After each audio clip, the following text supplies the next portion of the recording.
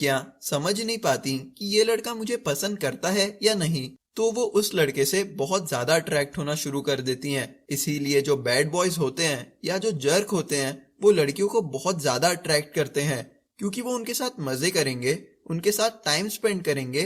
पर लड़कियां ये समझ ही नहीं पाती कि इनके ट्रू इंटेंशंस क्या हैं। क्या ये बस मेरा फायदा उठा रहे हैं या मुझे लाइक करते हैं, और वो उनके बारे में सोचती रहती हैं, और जिनके बारे में वो सोचती हैं उनसे वो अट्रैक्ट होती हैं। इसीलिए आपको भी ये याद रखना है कि आप किसी लड़की को थोड़ा कंफ्यूज्ड रखें, उसे स्टार्टिंग में ये पता न चलने दें कि आप उसे लाइक करते हैं। अब आती है बात आपके पर्सनल लाइफ की।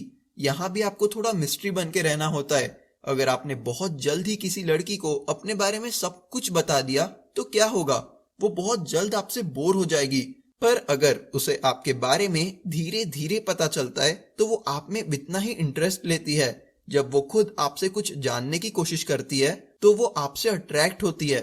मान लीजिए किसी लड़की ने आपसे पूछा कि आपकी हॉबीज क्या है, तो आप उसे बता देने के बजाय बोल सकते हैं, हॉबीज तो मेरी बहुत है, पर बताने में मजा नहीं आएगा, मैं तुम्हें एक दिन याद से दिखाऊंगा। अब अगर आप ऐसा बोलते हैं तो वो आप में और इंटरेस्ट लेती है। वो सोचती है कि क्या हो सकती है ये हॉबीज, या फिर वो सोचती है कि आप उसे कब ये हॉबीज दिखाएंगे। और इसमें आपका भी फायदा होता है कि अब आप उसे कभी मिलने बुला सकते हैं अपनी हॉबीज दिखाने के लिए, जैसे कि गिटार बजाना। अगर आप बुक्स रीड करते हैं तो उसे बुला के बुक्स दिखा सकते हैं और उन बुक्स की समरी बता सकते हैं। पर अगर आप उसे तभी अपनी हॉबीज बता देते हैं तो वो इतना इंटरेस्टिंग नहीं रह जाता। मान लीजिए अगर आप बोलते हैं कि कल मैं ऑफिस नहीं आ रहा हूँ या फिर कॉलेज नहीं आ रहा हूँ, और वो पूछती है कि क्यों नहीं आ रहे हो, तो आप बोल सकते हैं अरे बाहर जाना है। वो पूछे कहाँ जाना है, तो आप बोल सकते हैं अरे कहीं जाना है। और फिर वो कुछ ऐसा ही कहेगी कि तुम्हें मुझे कुछ बताना ही नहीं रहता है, तो आप बोल सकते हैं अरे कल आने के बाद बता दूंगा। ऐसे टाइम पे वो सोचती है कि आप कहाँ जा रहे हैं। याद रखें, आपको पूरी तरह मिस्ट्री नहीं बन जाना है। जैसे कि अगर आप उसे अपना नाम भी नहीं बता रहे, या फिर अपना एड्रेस नहीं बता रहे, या फिर क्या करते हैं वो नहीं बता रहे, तो वो अनकंफर्टेबल फील करेगी और अपनी भी बातें आपसे शेयर नहीं करेगी। तो उससे ऐसा कुछ ना छुपाएं जिससे आप एक क्रीपी इंसान लगें। अब बात करते हैं शो ऑफ की।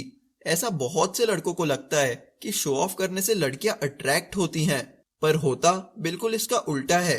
अगर आप शो ऑफ करते हैं तो आप एक हाई वैल्यू ट्रेड शो नहीं कर रहे होते।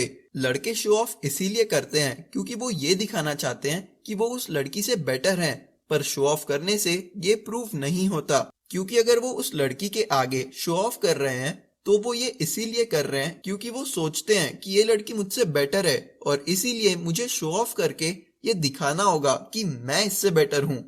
आपने तो सुना ही होगा, जिस पेड़ में सबसे ज्यादा फल होते हैं वो इतना ज्यादा झुका हुआ होता है, पर जिस पेड़ में बिल्कुल फल नहीं होते वो हमेशा सीना तान के खड़ा होता है। इसी के साथ साथ अगर आप एक बड़ी पार्टी में जाएंगे तो आप ये नोटिस करेंगे कि जो सक्सेसफुल इंसान होता है वो कहीं कोने में बड़े बड़े गॉगल्स पहन के बैठा रहता है, ना कि घूम घूम के सबको ये बताता फिरता है कि वो कितना सक्सेसफुल है।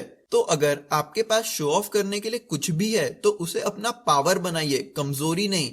अगर आप फर्स्ट मीट में ही किसी लड़की को इम्प्रेस करने के लिए अपने अचीवमेंट्स के गुण गाना शुरू कर देंगे तो वो ये समझ जाएगी कि आप उसे इम्प्रेस या ब्रैग करने की कोशिश कर रहे हैं। इसके बजाय आपको सही टाइम का इंतजार करना चाहिए, जब वो खुद ही आपके अचीवमेंट्स के बारे में जानने लगेगी। तब वो ना ही आपसे बस अट्रैक्ट होगी, पर उसके साथ साथ आप बहुत ज्यादा इंटरेस्टिंग हो जाएंगे।